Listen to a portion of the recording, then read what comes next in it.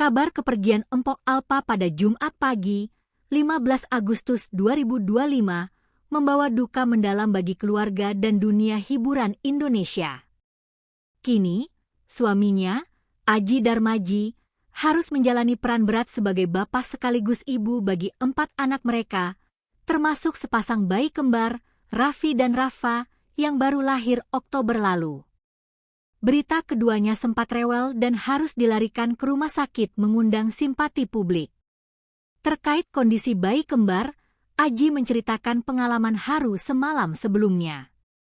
Salah satu anak kembarnya, Rafa, diakui sedikit rewel sejak semalam.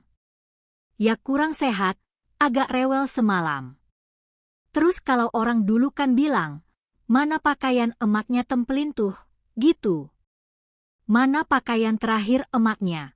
Beneran berhenti nangisnya gitu. Begitu nangis, diare ternyata gitu. Sekarang lagi dibawa ke rumah sakit ya, ujar Aji.